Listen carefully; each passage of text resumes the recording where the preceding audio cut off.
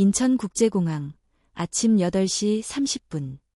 유서진은 하이힐 소리를 경쾌하게 울리며 프라이빗 체크인 카운터를 지나 비즈니스 라운지로 향했다.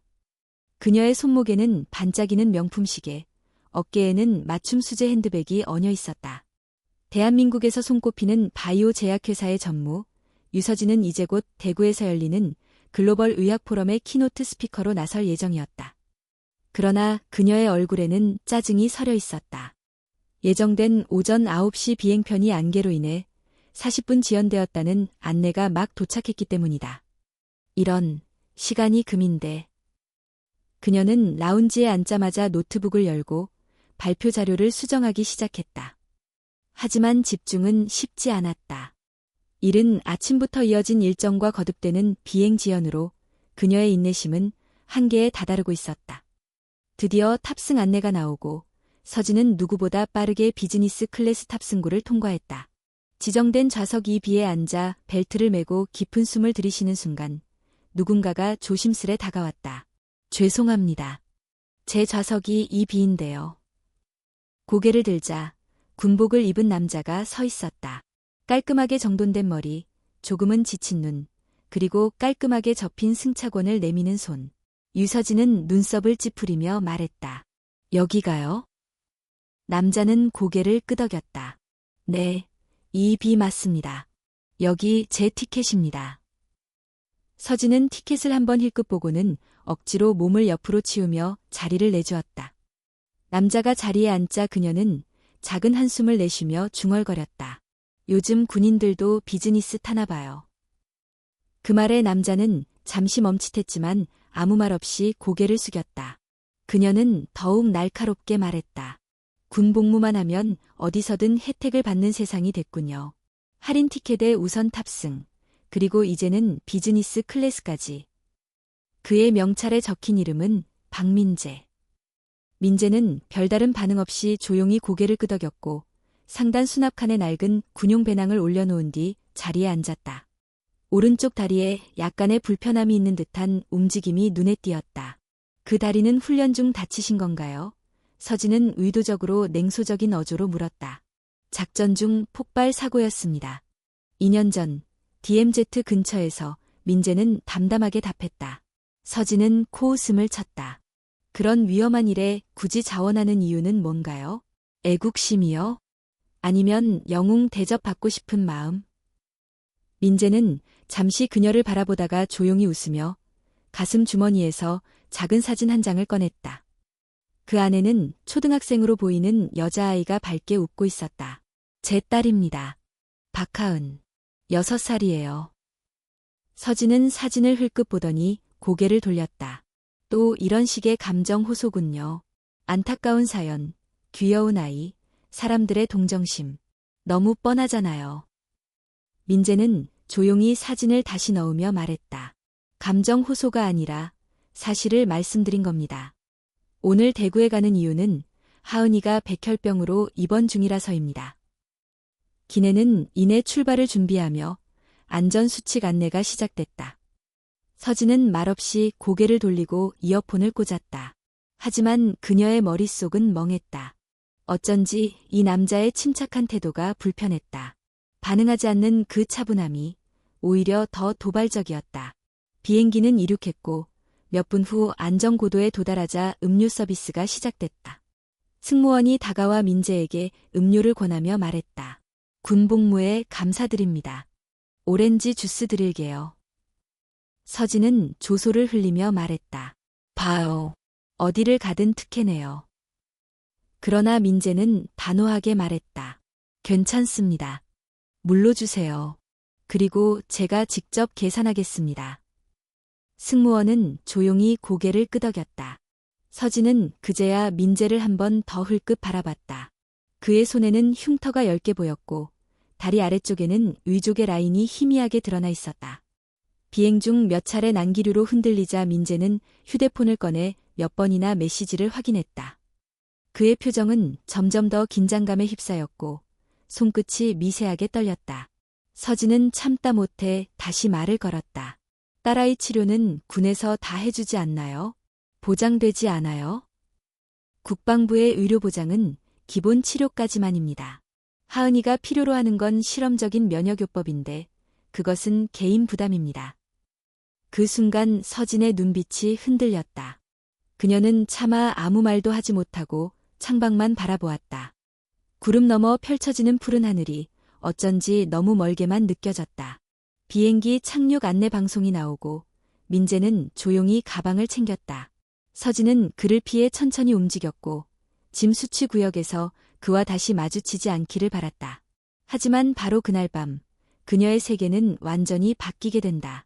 다음 날 아침 대구의 고급 호텔에서 마신 첫 모금의 커피가 한 통의 뉴스 기사와 함께 목구멍에서 멈춰섰다. 다음 날 아침 유서진은 대구 중심부에 위치한 5성급 호텔의 스위트룸에서 커튼을 걷었다. 푸른 하늘 아래 도시가 고요하게 깨어나고 있었다. 그녀는 침대 옆 테이블에 놓인 커피를 집어들고 스마트폰을 열었다. 오늘은 포럼 개막일이었다. 오전 10시에 예정된 키노트 발표를 위해 마지막 원고 검토를 하려는 찰나 포털 사이트의 실시간 검색어 중 낯익은 이름 하나가 눈에 들어왔다. 박민재 중위, 하은이의 아버지. 순간 손끝이 멈췄다. 호기심 반, 무언가 불길한 예감 반으로 그녀는 그 이름을 눌렀다. 화면에 뜬 기사의 제목은 간결했지만 묵직했다. 딸을 살리기 위해 남은 걸 모두 바친 아버지, 전 중위 박민재의 이야기. 서진은 스크롤을 내리며 화면에 집중했다. 기사에는 익숙한 사진이 첨부되어 있었다. 전날 비행기에서 민재가 보여준 바로 그 사진.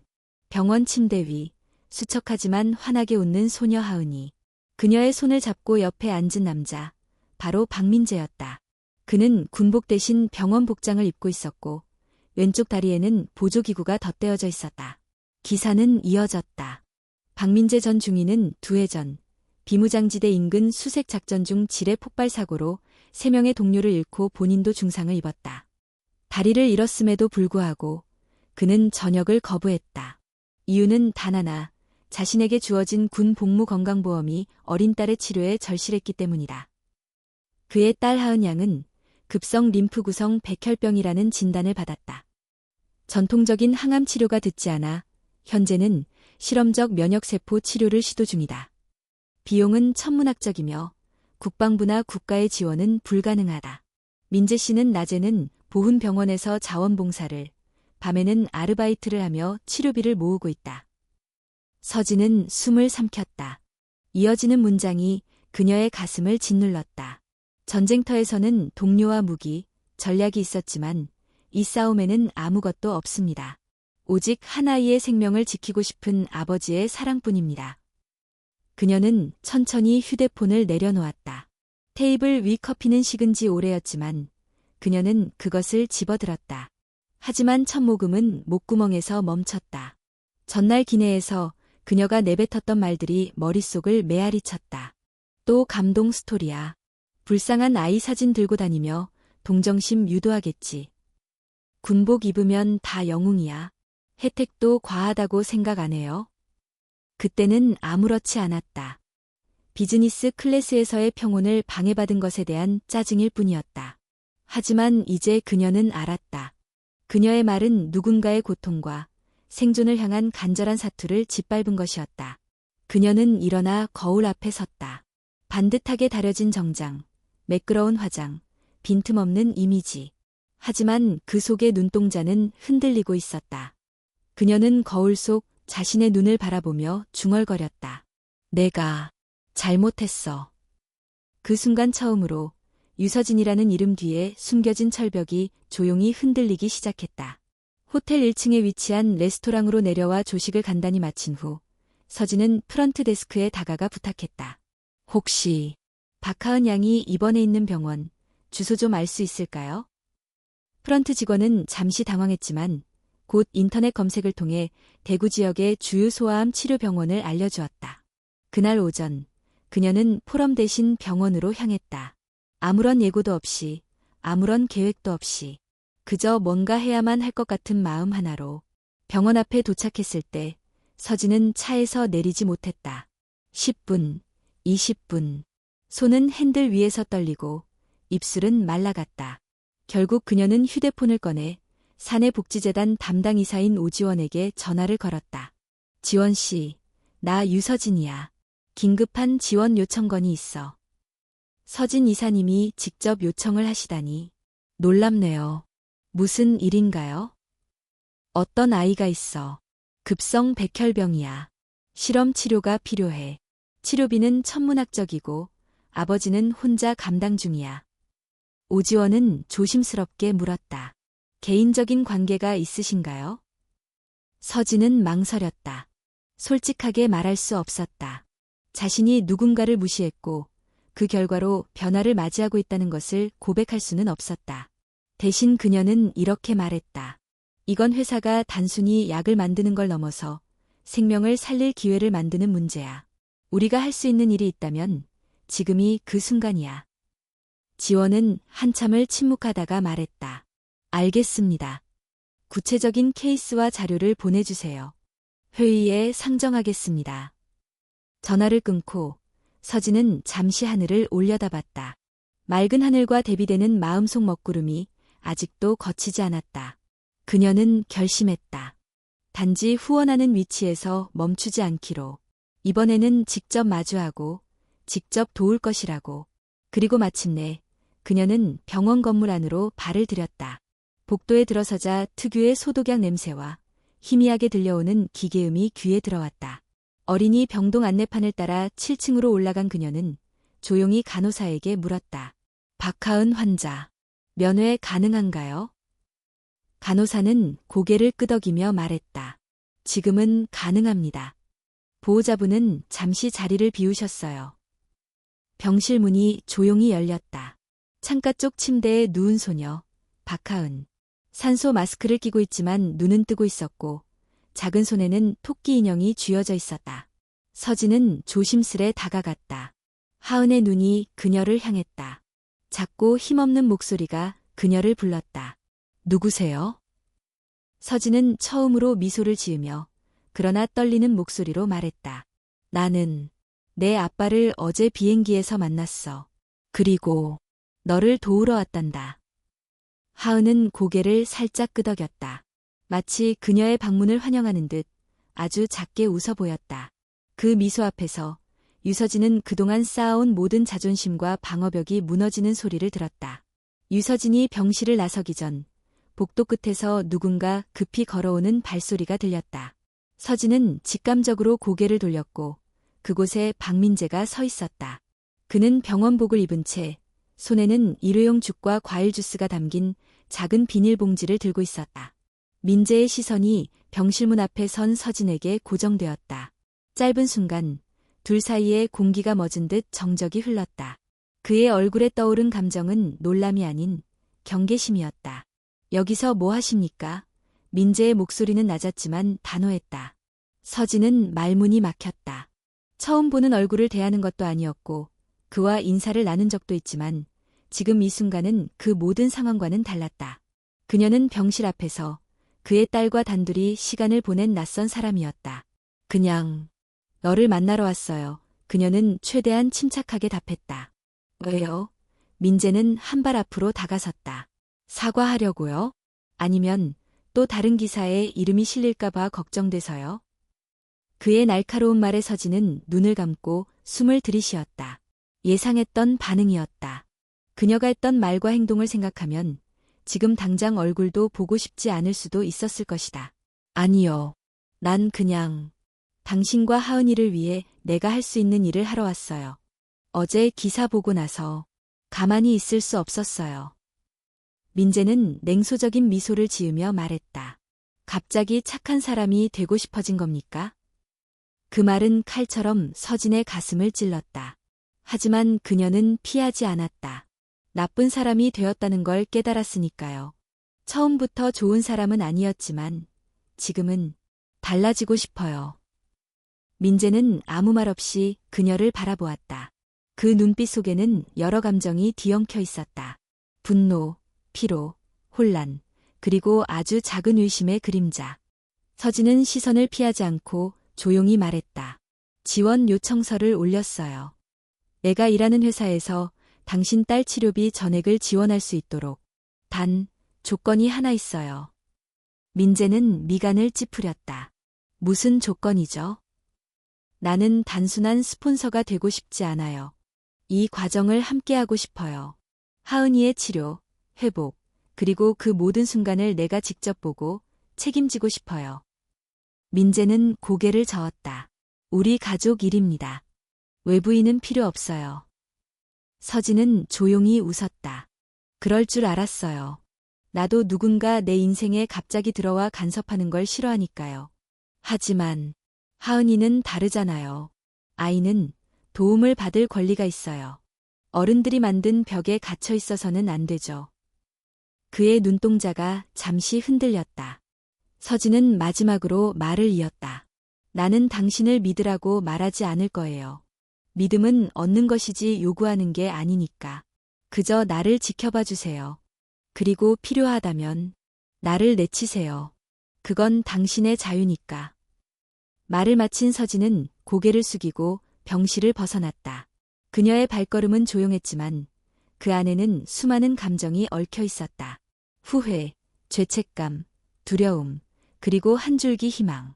그날 오후 서진은 다시 회사의 기획실에 연락을 취했다. 하은 양의 치료 경과와 병원 측 데이터를 요청하여 의료 후원 심사 프로세스를 시작했다. 오지원 실장은 전화를 받자마자 말했다.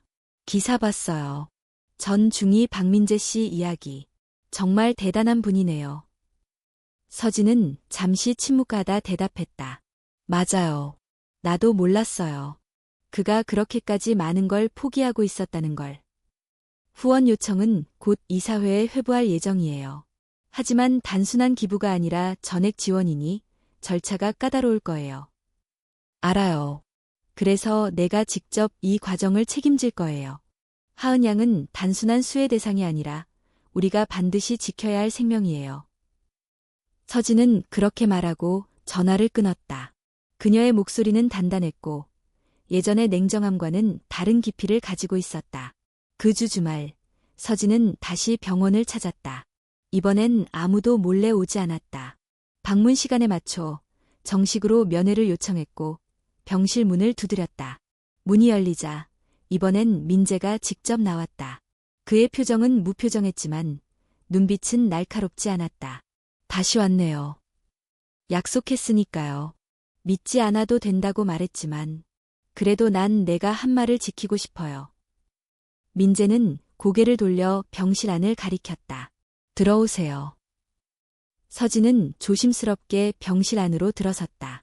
하은은 침대에 앉아 그림을 그리고 있었다. 그녀는 서진을 보자 작은 미소를 지었다. 아, 어제 온 언니다. 언니라니, 누나야. 서진이 웃으며 다가가자 하은은 깔깔 웃었다. 민재는 그런 두 사람을 조용히 바라보다가 한마디 덧붙였다. 아이 앞에서는 그런 날카로운 말 하지 말아주세요. 어른들의 감정은 아이들에게도 상처가 되니까. 서진은 진지하게 고개를 끄덕였다. 그 점 깊이 반성하고 있어요. 그날 병실은 처음으로 따뜻한 기운으로 채워졌다.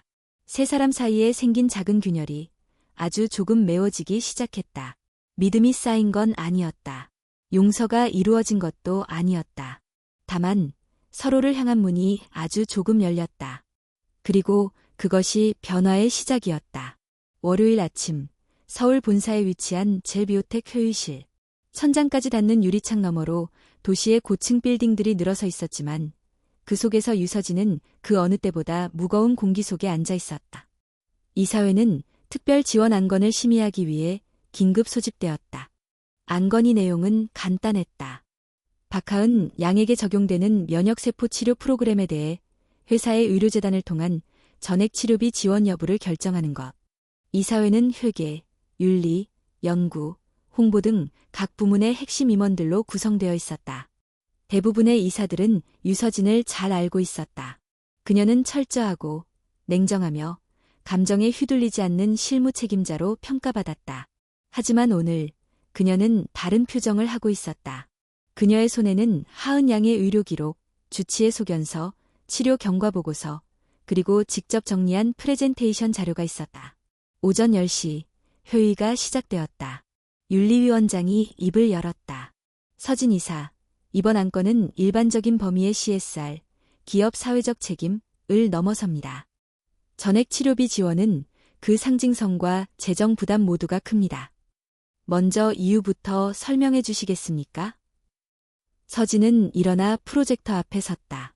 조명이 어두워지고 화면에는 한 소녀의 사진이 나타났다.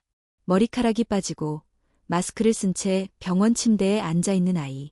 박하은. 이 아이는 6살입니다.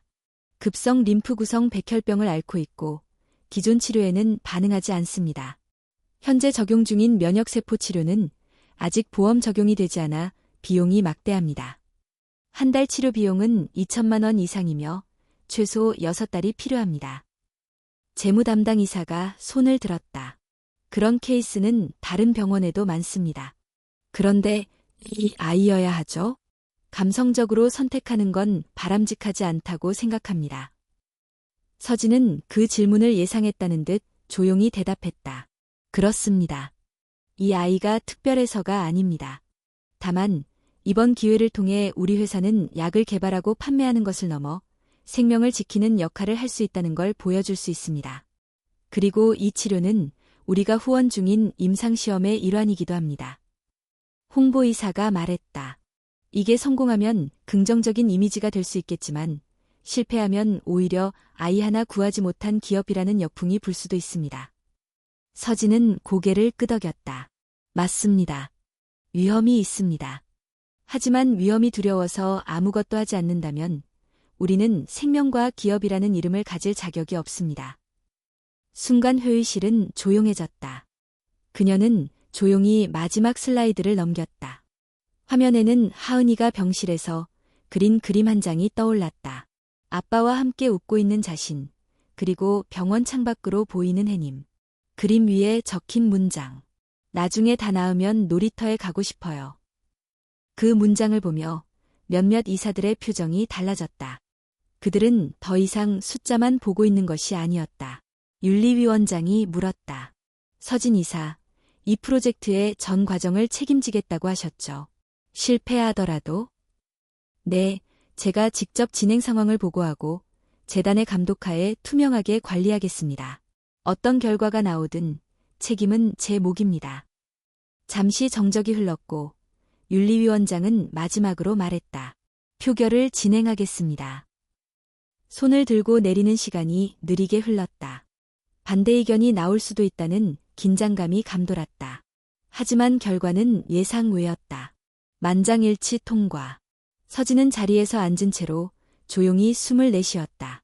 마치 한참 동안 숨을 참고 있다가 이제야 내쉬는 사람처럼. 그날 오후 그녀는 다시 대구로 향했다. 이번에는 일정도 출장 보고도 없었다. 회사의 재정 지원이 결정된 만큼 그녀는 본격적으로 후원과 치료 절차를 관리하기 위해 현장에 상주하기로 결정했다. 병원에 도착하자마자 그녀는 민재에게 전화를 걸었다. 민재 씨, 오늘 시간 괜찮으세요? 잠깐 이야기 나누고 싶은데요. 민재는 잠시 망설이다가 대답했다. 지금 병원 1층 로비입니다. 서진은 곧장 로비로 내려가 그를 만났다. 민재는 이전보다 한결 차분한 표정이었다. 어떤 일이죠? 후원 안건, 회사 이사회에서 통과됐어요. 하은이 치료비 전액 지원 결정됐습니다. 최소 6개월, 최대 1년까지. 민재는 눈을 크게 뜨고 아무 말도 하지 못했다. 마치 그 말을 고지곳대로 믿을 수 없다는 듯 입을 열지 못했다. 정말로요? 네. 그리고 그 지원은 단순한 기부가 아니에요. 우리 회사가 하은이와 함께 싸우겠다는 선언이에요. 민재는 말없이 고개를 끄덕였다. 그의 눈에는 눈물이 고이기 시작했다. 그는 조용히 머리를 숙이며 말했다. 감사합니다. 진심으로 감사합니다. 서진은 그 말에 담긴 무게를 느꼈다. 그리고 이번엔 그녀도 마음을 여러 한마디 덧붙였다. 아직은 당신이 날 믿지 않을 수도 있어요. 그건 괜찮아요. 하지만 하은이는 믿어줬으면 해요. 그녀는 나를 언니라고 불렀거든요. 민재는 고개를 들었다. 그의 눈빛엔 미묘한 변화가 있었다.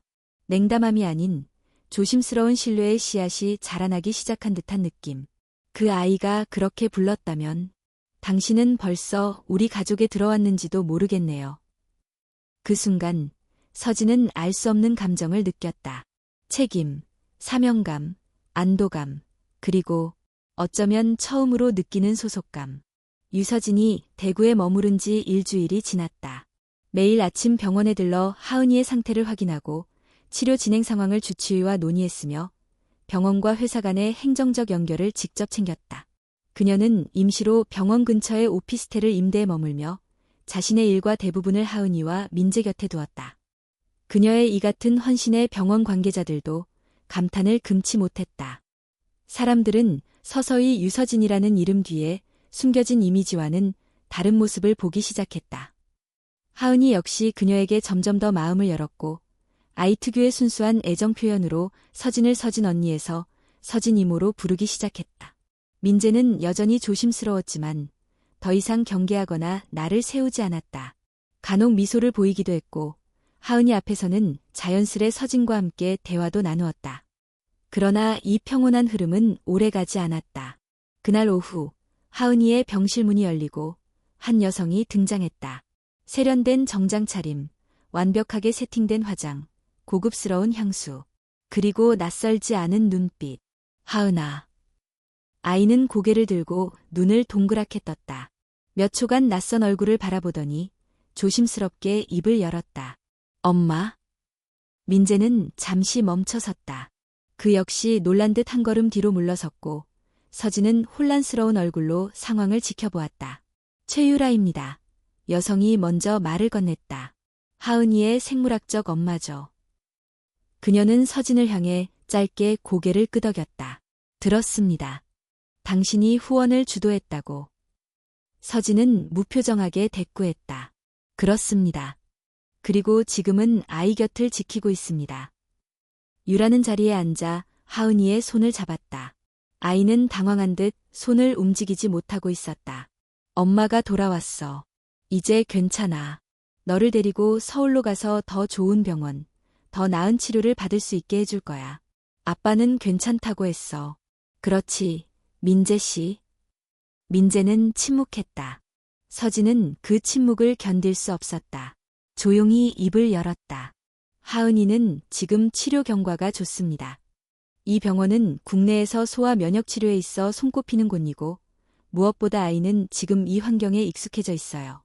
갑작스런 환경 변화는 유라는 그녀의 말을 끊었다. 제가 엄마입니다. 그리고 하은이에게 가장 좋은 것을 선택할 책임이 있어요. 민재가 조용히 입을 열었다. 책임이요? 당신은 하은이가 2살이 되기도 전에 떠났습니다. 단 한 번의 생일도 함께하지 않았고 단 한 통의 전화도 없었어요. 유라는 눈썹을 찌푸렸다. 나는 그때 선택할 수밖에 없었어. 그리고 지금은 내가 가진 걸로 보답하러 왔어. 치료비, 환경, 교육, 모든 걸 해줄 수 있어. 민재는 고개를 저었다. 하은이는 당신을 기억하지 못합니다. 그리고 지금 그녀에게 필요한 건 낯선 환경이나 비싼 치료가 아니라 매일 곁에 있어주는 사람입니다. 유라는 시선을 서진에게 돌렸다. 당신은 어떻게 생각하세요? 당신이 그토록 이 아이를 위한다면 정말 이곳이 최선이라 생각하세요? 서진은 조금의 망설임도 없이 대답했다. 내 아이의 심리적 안정과 치료 반응, 현재 의료팀과의 관계까지 고려할 때 이곳이 가장 적절합니다. 그리고 어제 하은이가 그랬어요. 여기 있는 사람들은 날 잘 알아요.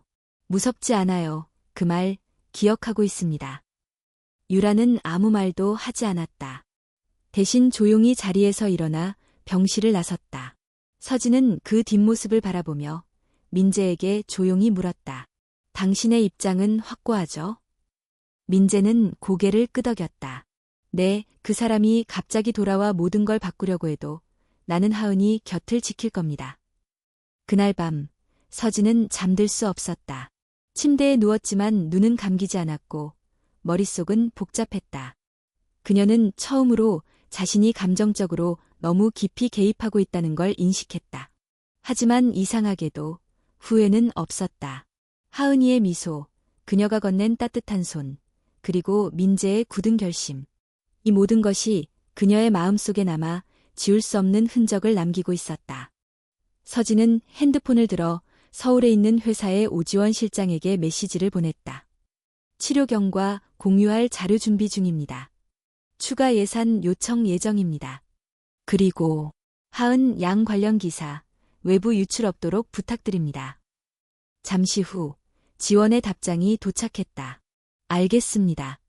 서진 이사님, 요즘 많이 달라지셨어요. 그 말에 서진은 화면을 천천히 껐다. 침묵 속에서 다시 한번 스스로에게 물었다. 나는 지금 무엇을 위해 이곳에 있는가? 처음에는 단순한 사과, 그리고 책임감 때문이었다. 하지만 지금은 다르다. 그녀는 이제 하은이라는 아이의 삶의 일부가 되고 있었다. 그리고 그것은 단순히 도움이 아니라 함께 사는 삶이었다. 며칠 뒤 하은이의 상태는 갑작스럽게 악화되었다. 그날은 평소와 다르지 않았다. 서진은 아침 일찍 병원에 도착해 민재와 함께 주치의의 설명을 들었다. 혈액 수치가 안정적으로 유지되고 있었고 면역세포 치료에 대한 반응도 긍정적으로 보였다. 그러나 저녁 무렵 하은이는 식사를 마친 후 갑자기 호흡이 불규칙해지기 시작했다. 얼굴이 창백해지고 몸이 떨리며 식은땀이 흐르기 시작했다. 간호사가 급히 호출 버튼을 누르고 응급팀이 병실로 뛰어들었다. 산소 마스크가 씌워지고 심전도 기계의 알람이 거칠게 울렸다.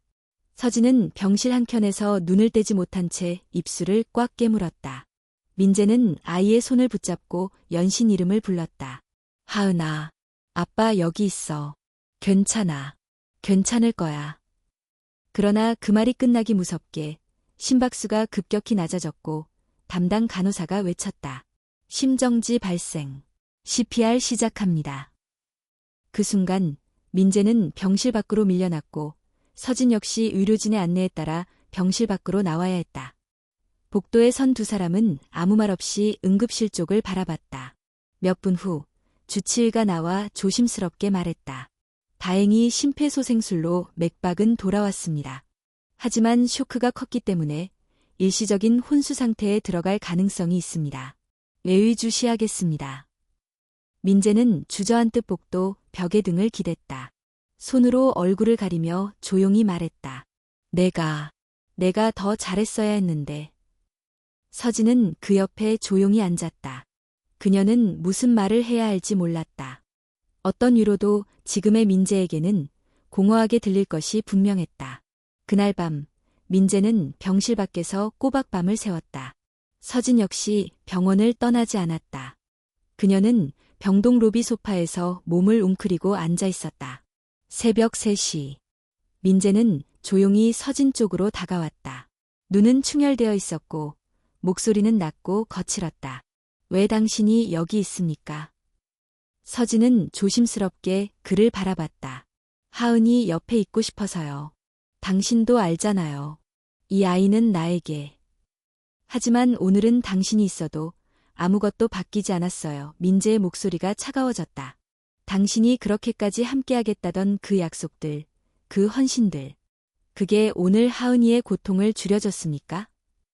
서진은 아무 말도 하지 못했다. 민재는 멈추지 않았다. 나는 바랐어요. 당신이 진심이기를. 하지만 오늘 같은 날, 당신이 곁에 있다는 사실이 오히려 나를 더 불안하게 만들었습니다. 나는 당신을 믿고 있었는데 지금은 모르겠습니다. 그의 말은 단순한 분노가 아니었다. 그 안에는 실망과 상실이 담겨 있었다. 그것이 서진에게는 더욱 무겁게 다가왔다. 당신 말이 맞아요. 서진은 천천히 말했다. 내가 있어도 바뀌는 건 없었어요. 하은이는 아파했고 나는 아무것도 할 수 없었어요. 하지만 나는 도망치지 않을 거예요. 민재는 그 말을 듣고도 아무 반응이 없었다. 그는 다시 병실 문 쪽으로 걸어갔다. 그 뒤에 남겨진 서진은 로비 한켠의 창문을 바라보았다. 새벽의 어둠 속에서 희미한 불빛만이 비추고 있었다. 다음 날 아침, 하은이는 다행히 의식을 되찾았다. 눈을 천천히 뜬 그녀는 옆에 앉은 아빠를 보며 약하게 웃었다. 아빠, 나 꿈 꿨어. 무슨 꿈이었어? 민재는 눈가에 눈물을 머금은 채 물었다. 어디서? 꽃냄새가 나고 서진 이모가 내 손 잡아줬어. 그 말에 민재는 고개를 떨구었다. 아이는 어제의 고통을 기억하지 못하는 듯 평온한 얼굴이었다. 그날 오후 민재는 병실 복도에서 서진을 불러냈다. 그는 여전히 피곤한 얼굴이었지만 어제와는 다른 기운이 느껴졌다. 어제 내가 한 말 사과하고 싶습니다. 서진은 고개를 저었다. 그럴 필요 없어요. 충분히 이해할 수 있어요. 그런 상황에서 감정이 격해지는 건 당연해요. 민재는 조용히 한숨을 쉬었다. 당신이 여기에 있는 걸 불편해했어요. 아니, 두려워했어요. 내 가족 안에 당신이 들어오는 게 내가 놓지 못한 과거와 지금의 현실 사이에서 흔들리게 했습니다. 서진은 진심으로 그를 바라보았다. 나는 누군가의 자리를 빼앗고 싶지 않아요. 하지만 당신과 하은이에게 의미 있는 사람이 되고 싶어요. 민재는 그 말에 고개를 끄덕였다. 하은이가 당신을 찾는 걸 봤어요. 당신은 벌써 우리에게 중요한 사람이 되어 있습니다. 내가 받아들이든 아니든 이미 그렇게 되었어요. 그 순간 두 사람 사이에는 복잡했던 감정의 실타래가 조금씩 풀리는 느낌이 들었다. 상처와 오해, 분노와 죄책감, 그 모든 것이 잠시 멈춘 채 잔잔한 바람처럼 조용히 흐르고 있었다. 유서진은 서울 본사의 회의 호출을 받은 날 이례적으로 그 요청을 거절했다. 그녀는 전화를 붙잡은 채 조용히 말했다. 당분간 대구에서의 업무를 지속하겠습니다. 현장 상황이 불안정하고 아직 지원 체계가 완전히 자리 잡지 않았습니다. 반대편에서는 짧은 정적이 흐른 뒤 상무가 의아한 듯 물었다. 이사님, 하은 양의 치료는 이제 병원 측에 맡기셔도 됩니다. 회사 차원에서의 지원도 공식화되었고요. 계속 대구에 계실 이유가 있을까요? 서진은 잠시 말이 없었다가 조용히 답했다. 그 아이와의 약속이 있습니다. 그리고 이 일은 제게 단순한 프로젝트가 아닙니다. 그날 이후 본사에서는 유서진의 임시 직무이관이 결정되었다. 서진은 대구지역치료재단 파트너십의 공식 책임자로 전환되었고 이는 곧 그녀가 자발적으로 서울이라는 중심에서 한 걸음 물러섰다는 뜻이었다. 하은이의 치료는 점차 안정세를 되찾아갔다. 면역세포 치료는 예상보다 빠르게 반응을 보였고 아이는 이전보다 활발하게 움직이기 시작했다. 민재는 밤에 경비 아르바이트를 하면서도 낮에는 병원에서 거의 떨어지지 않았고 서진은 행정과 치료 지원 관련 서류를 하나하나 정리하면서 병원의 의료진들과 긴밀히 협력했다. 그러던 어느 날 서진은 병원 근처 작은 북카페에서 민재와 마주 앉았다. 오늘은 어쩐 일이죠? 민재가 물었다. 하은이도 잘 자고 있고 저도 잠깐은 제 시간을 써도 되잖아요. 서진이 웃으며 대답했다. 민재는 조용히 커피를 한 모금 마셨다. 대화는 한동안 흐르지 않았다. 두 사람 사이에는 요즘 들어 말없이 흐르는 편안한 공기가 자리 잡고 있었다. 잠시 후 서진이 먼저 입을 열었다. 내가 대구에 계속 있기로 했다는 거 알고 있죠? 들었어요. 회사는 뭐래요?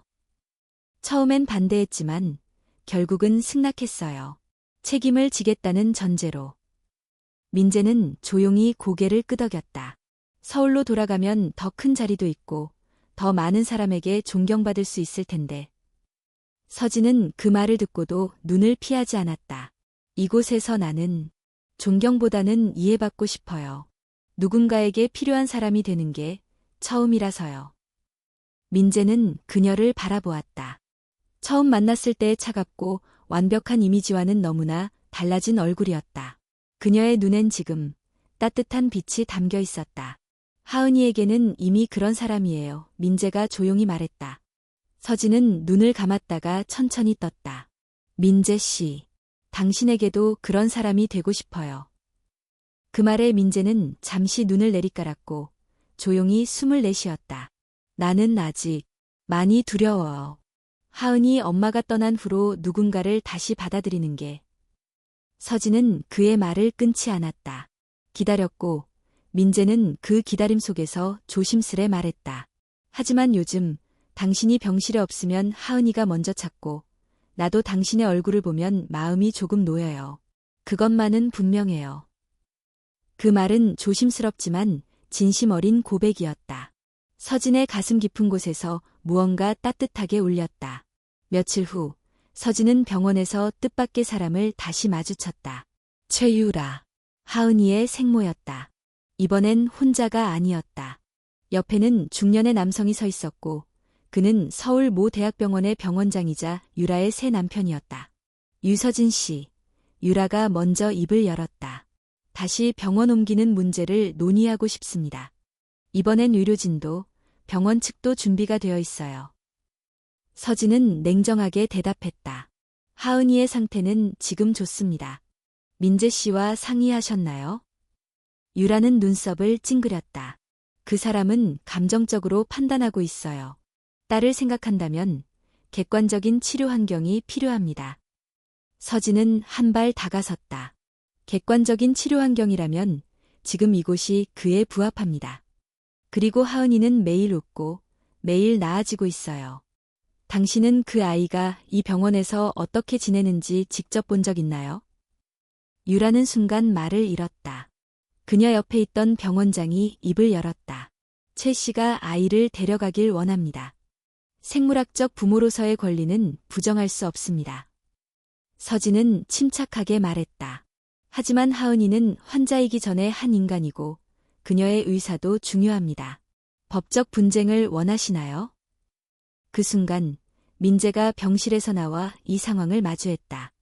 그는 상황을 파악하자 곧장 유라에게 다가가 단호하게 말했다. 당신은 이제 와서 뭘 바라는 거죠? 하은이는 당신을 몰라요. 그리고 지금은 누구보다도 서진 씨를 신뢰하고 있어요. 유라는 조용히 입을 다물었다. 병원장의 손이 그녀의 어깨를 감싸며 물러나도록 유도했다. 그날 이후 유라는 다시 병원에 나타나지 않았다.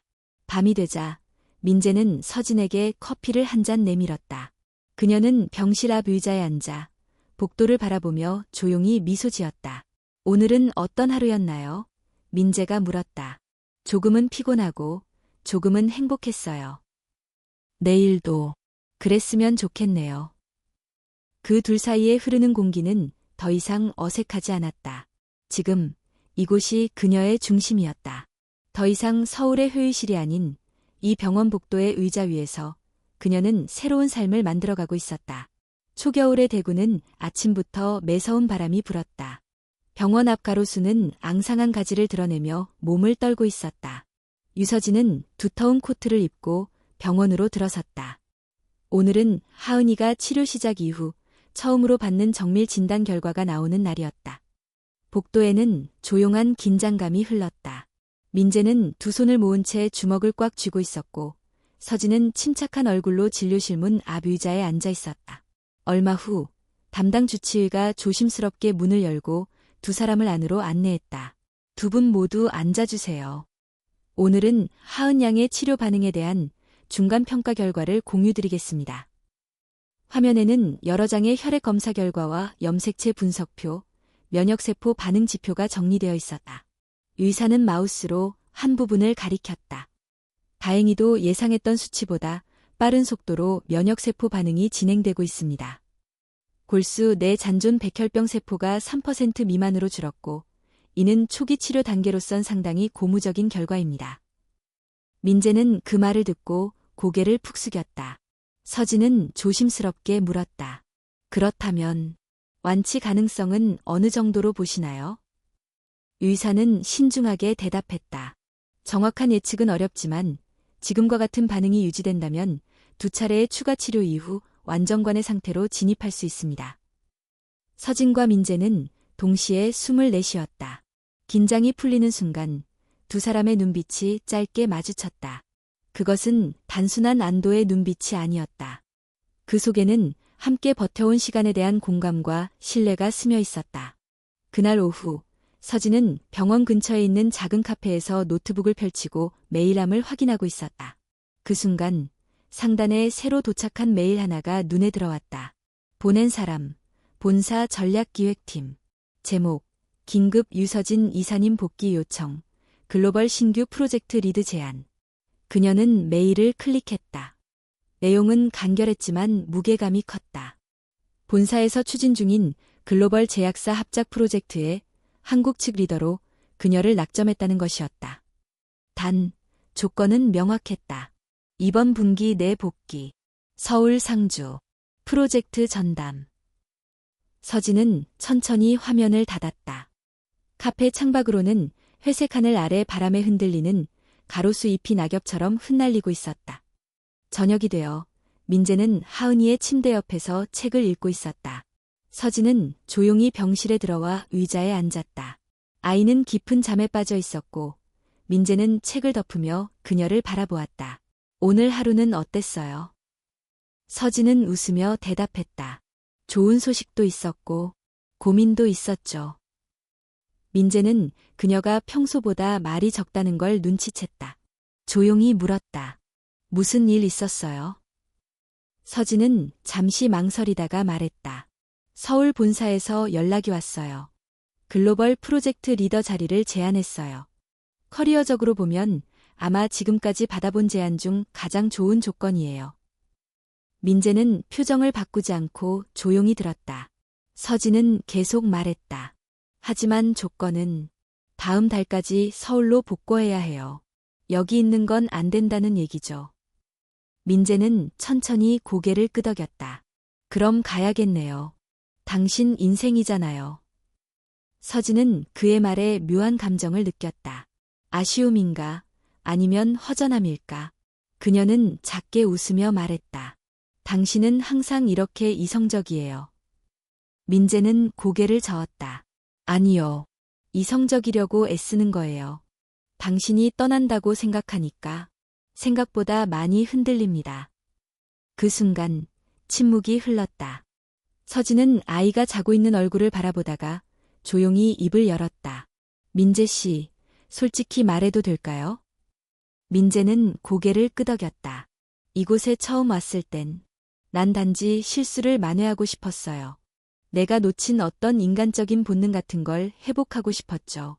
그런데 지금은 당신과 하은이 옆에 있고 싶어요. 단순한 동정도 아니고 의무감도 아니에요. 그녀의 고백에 민재는 아무 말도 하지 않았다. 대신 그녀의 눈을 마주 보았다. 그 눈빛에는 어떤 확신도 망설임도 없었다. 하지만 당신은 가야 할 수도 있잖아요. 그 자리는 쉽게 다시 오지 않을 거고. 맞아요. 그래서 지금 고민하는 중이에요. 난 내 커리어가 중요했고 늘 앞서 나가는 삶을 살아왔어요. 그런데 지금 내 하루 중 가장 소중한 시간은 하은이의 웃음이고 민재 씨의 한마디예요. 민재는 조용히 웃었다. 당신이 이렇게 말할 줄 몰랐어요. 나도요. 서진이 조용히 대답했다. 그날 밤 서진은 호텔방에서 다시 한번 메일을 열어보았다. 손가락은 수락 버튼 위에 머물렀지만 누르지 않았다. 대신 그녀는 다시 노트북을 덮고 핸드폰 메모장에 이렇게 썼다. 어떤 성공보다, 어떤 프로젝트보다 지금 이곳의 따뜻함이 더 크다. 그래서 나는 다시 묻는다. 무엇이 나에게 성공인가? 유서진은 그날도 아침 일찍 병원에 도착했다. 병동의 복도는 조용했고 간호사들이 분주히 오가고 있었다. 그녀가 병실로 들어서려는 찰나 담당 간호사가 그녀를 불러 세웠다. 이사님, 이거 하은 양이 어젯밤 직접 쓴 편지예요. 이사님 책 위에 놓여 있었어요. 서진은 놀란 듯 편지를 받아들었다. 작은 캐릭터 편지지에 아이의 삐뚤빼뚤한 글씨가 정성스럽게 적혀 있었다. 그녀는 병실 옆 작은 휴게실로 자리를 옮겨 조심스럽게 봉투를 열었다. 서진 이모에게. 이모, 안녕하세요. 어젯밤 꿈에서 엄마가 나왔어요. 그런데 엄마가 이모 얼굴을 보면서 웃었어요. 그래서 나는 이모가 엄마처럼 느껴졌어요. 이모는 나한테 항상 따뜻하고 이야기 들어주고 나 무서울 때 손 잡아줘요. 나는 이모가 우리 가족이면 좋겠어요. 이모가 서울 가면 나는 다시 혼자 남는 기분일 것 같아요. 그래도 이모가 하고 싶은 일이라면 나는 참고 기다릴 수 있어요. 하지만 진짜는 이모가 안 갔으면 좋겠어요. 이모, 사랑해요. 하은 올림. 편지를 읽고 난 후 서진은 손으로 얼굴을 가리며 한참 동안 말을 잃었다. 아이의 솔직한 진심이 짧고 서툰 문장이지만 마음을 꿰뚫었다. 그녀는 여전히 본사 메일에 답장을 보내지 않은 상태였다. 그날 저녁까지였다. 결정을 내릴 시간이. 오후가 되자 민재가 병실로 들어왔다. 그는 서진이 아이 곁에서 편지를 들고 있는 모습을 보고 멈칫했다. 그거 혹시 하은이가 쓴 편지인가요? 서진은 고개를 끄덕이며 작게 웃었다. 당신은 알고 있었나요? 어젯밤 아이가 내게 물었어요. 이모는 꼭 서울로 가야 해. 그래서 진심을 쓰라고 했어요. 그냥 마음을 표현하는 법을 배우는 것도 치료의 일부니까요. 민재는 천천히 아이의 머리를 쓰다듬었다. 하은이는 당신을 정말 좋아해요. 그건 단순한 애정이 아니에요. 당신이 있으면 아이가 더 빨리 회복되는 것 같다고 느껴져요. 나도 그렇게 느껴지고요. 서진은 아이의 잠든 얼굴을 바라보며 조용히 말했다. 민재 씨, 당신은 정말 강한 사람이에요. 혼자 모든 걸 감당하고 흔들리지 않으려고 애쓰고 그게 때로는 무척 외로워 보였어요. 민재는 조용히 웃었다. 사실은 나도 많이 흔들렸어요. 그런데 어느 순간부터는 당신이 있다는 게 내게 큰 버팀목이 되더라고요. 서진은 천천히 숨을 들이켰다. 그녀는 여전히 마음속 어딘가에 남아있던 두려움을 꺼내놓았다. 내가 이곳에 남기로 하면 난 아마 다시는 예전으로 돌아가지 못할 거예요. 커리어도, 서울의 삶도, 그런 선택을 한다는 게 겁이 났어요. 하지만 그녀는 덧붙였다. 이 아이가 내게 준 편지를 읽고 나니까 그 모든 것이 별로 중요하지 않게 느껴졌어요. 민재는 그녀의 말을 가만히 듣고 있었다. 침묵이 잠시 흐르고 그는 조용히 말했다. 당신이 어떤 선택을 해도 난 존중할 거예요. 하지만 만약 당신이 여기에 남는다면 난 더 이상 도망치지 않을 겁니다. 그 말은 고백이 아니었다. 그보다 더 진실한 약속이었다. 그날 밤 서진은 병원 옥상에 올라가 하늘을 바라보았다. 별이 드물게 떠 있었고 도심의 불빛이 하늘을 희미하게 비추고 있었다. 그녀는 핸드폰을 꺼내 본사의 메일을 작성했다. 제목, 글로벌 프로젝트 리더 제안 관련 최종 입장. 안녕하세요. 본사 전략기획팀에 감사의 뜻을 전합니다. 오랜 고민 끝에 해당 프로젝트 리더직 제안을 고사하기로 결정하였습니다. 현재 제가 대구에서 맡고 있는 일은 단순한 파견 업무를 넘어 제 인생에 있어 중요한 전환점이 되었습니다. 이곳에서의 경험은 단순한 경력을 넘어 한 사람으로서의 제 가치를 다시 돌아보게 했습니다. 향후 저는 대구 지역 치료 지원 네트워크를 기반으로 새로운 프로젝트를 구상할 예정이며 본사와의 협업은 계속되기를 바랍니다. 감사합니다. 유서진 드림. 메일을 보내고 난 뒤 그녀는 핸드폰을 내려놓고 천천히 미소 지었다. 다시 시작하는 삶은 언제나 두렵다. 그러나 그 두려움을 넘어서면 진짜 자신이 기다리고 있을지도 모른다. 며칠 뒤 하은이는 건강검진 결과를 받고 크게 기뻐했다. 주치의는 놀라운 회복세라며 경과를 긍정적으로 평가했다. 그날 저녁 병원 로비에서는 소박한 축하 파티가 열렸다. 민재와 서진이 함께 준비한 작은 케이크와 풍선, 그리고 병동의 아이들이 나눠받은 손편지까지. 하은이는 환하게 웃으며 말했다. 이모, 나 이제 건강해질 거예요. 그리고 나중에 나도 병원에서 아픈 친구들 도와줄래요. 서진은 아이의 작은 손을 꼭 잡았다. 그 마음, 정말 멋지다. 이모가 옆에서 도와줄게. 그 순간 민재가 조용히 다가와 서진의 옆에 섰다. 두 사람은 서로를 바라보며 고개를 끄덕였다. 그 눈빛 속에는 더 이상 흔들림이 없었다. 서진은 더 이상 서울로 돌아가지 않는다. 그녀는 이제 이곳에서 이 아이와 이 사람과 함께 새로운 이야기를 써내려갈 것이다. 봄 기운이 퍼지기 시작한 대구의 어느 날 아침. 병원의 벚나무 가지 끝에 연분홍빛 꽃망울이 하나둘씩 피기 시작했다. 긴 겨울을 지나 아이들도 어른들도 조금씩 따뜻해지고 있었다. 유서진은 병원 옆의 작은 사무실에 자리를 옮겨 일을 시작한 지 벌써 한 달이 되었다. 그녀는 본사에서 지원받은 예산으로 대구 지역 아동암 환자 치료 지원재단의 정식 창립을 추진하고 있었다. 이름은 하은이 지었다. 희망나무 재단. 왜 그 이름이야? 민재가 물었을 때 하은이는 웃으며 대답했다. 봄이 되면 나무에 꽃이 피잖아요. 아픈 친구들도 다시 꽃처럼 웃었으면 좋겠어요. 서진은 아이의 말에 눈시울이 붉어졌고 민재는 아무 말 없이 아이의 머리를 쓰다듬었다. 그 이름은 누구보다도 이 세 사람에게 어울리는 이름이었다. 희망나무 재단은 병원과 협력하여 치료비 지원뿐 아니라 아이들의 정서 회복을 위한 예술치료, 음악활동, 가족 상담까지 포함한 통합 돌봄 시스템을 구상했다. 서진은 이 일을 하며 처음으로 성과가 아닌 사람을 중심에 두는 일이 무엇인지 체감했다. 그녀는 회의보다 아이들의 웃음소리에 집중하게 되었고 계약서보다 부모들의 표정에 마음을 쏟았다. 민재는 여전히 야간 경비 일을 병행하고 있었지만 낮에는 재단의 운영에 자원봉사 형태로 참여했다. 아이들을 위한 프로그램 진행, 공간관리, 그리고 무엇보다 하은이의 아빠로서의 역할을 여전히 100% 소화하고 있었다. 그러던 어느 날 서진은 민재에게 조심스럽게 제안했다. 혹시 함께 살아보는 건 어떨까요? 민재는 놀란 듯 그녀를 바라보았다. 무슨 말이에요? 우리는 지금 거의 매일 함께 있고 하은이도 자연스럽게 셋이 함께 있는 걸 좋아하잖아요. 꼭 법적인 걸로 시작하지 않아도 돼요. 그냥 우리가 서로 곁에 있는 게 익숙해졌으니까 그 익숙함을 조금 더 자연스럽게 만들어 보자는 거죠. 민재는 한참을 말없이 있었다. 그리고 조용히 고개를 끄덕였다. 좋아요. 나도 그렇게 생각했어요. 그렇게 세 사람은 대구 외곽의 조용한 주택가에 작은 집을 구했다. 집은 오래되었지만 따뜻했다. 하은이는 자신만의 작은 방을 갖게 된 걸 무척 기뻐했고 서진은 주방을 직접 꾸미며 요리를 배우기 시작했다. 민재는 매주 주말마다 정원을 정리했다.